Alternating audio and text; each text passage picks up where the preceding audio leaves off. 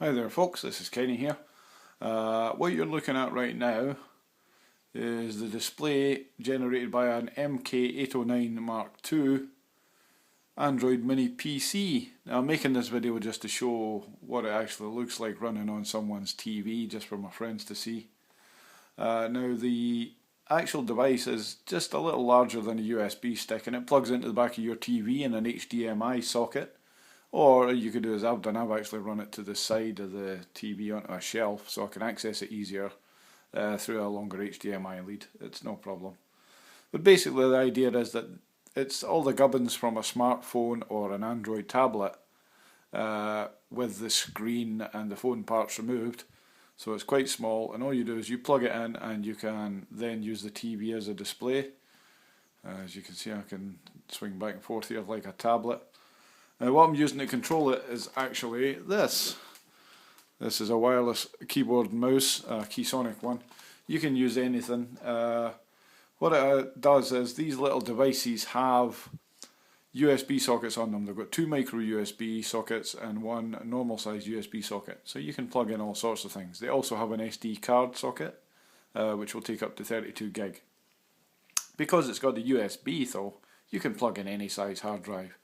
It's also connected obviously wirelessly, and I've actually got it connected through the Ethernet here.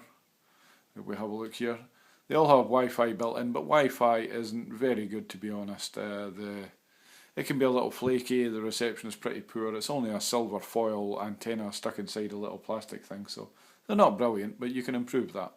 What I did was I spent £5 buying a Ethernet to USB adapter, and I've got it plumbed straight into my router, so I've got a 100 meg connection here, no problem at all. That's great. It saves a lot of hassle in the long run. So let's go here, home screen. So this is what you get, and basically it turns your TV, this is my 37-inch old TV here, it's only run at 720, turns it into a computer, basically a basic computer. So we can do things like we can watch Netflix, we can browse the interwebs with Chrome, or it's got its own built-in browser as well. Here we go, it's trying to take me to a dating site. Lovely, there we go, there's the actual device itself, the MK809ii. Lovely. And that's all it is, a little USB device. It comes with a couple of cables and that's you. So we can browse the internet, no problem at all. You can download any of the browsers or any of the stuff that you would put on your mobile phone or your Android device. As you can see here, we've got the Google Store. We can go into the apps, we could download other browsers, we can check everything out, there's no problem. Any of the games, Facebook there, eBay, Chrome, which is already installed, Angry Birds, various players, games, all the usual suspects. So I can install any of them and it'll play. Now this is actually a dual core 1.6 GHz, so it's reasonably fast. It's like a decent smartphone or small tablet, no problem at all. I've got my Gmail account set up, as you can see here. I'm getting all the offers from my scuba diving stuff. Lovely. So mail's not a problem. YouTube there, I've put on a YouTube app. A bit pissed off at this one actually because it doesn't get you a full screen option, which is a bit of a pain. But there you go, you can see it there, it works no problem. Let's have a quick look at one. Ads. Lovely. Skip, skip.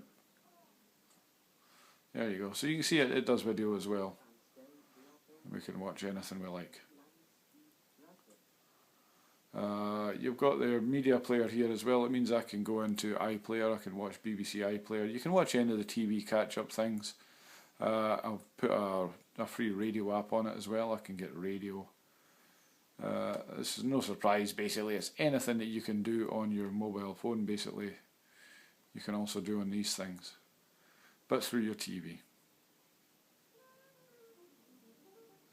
There we go, a lovely jazz station in the US.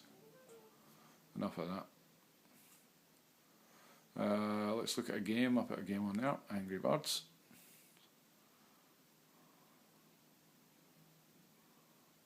Everybody likes Angry Birds. Let's see how this plays. Oh, adverts, lovely.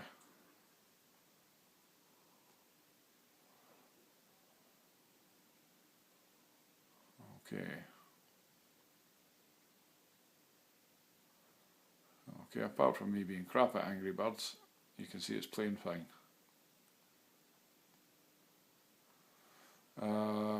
Clock, well there you go, it's got a clock built in.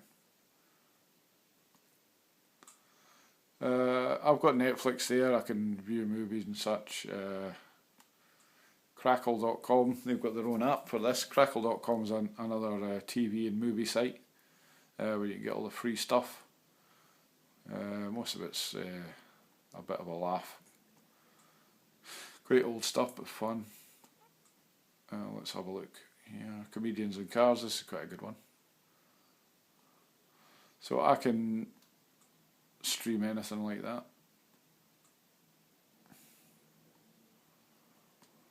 Let's play this episode. See what we get. No, do we have a lockup? No, here we go.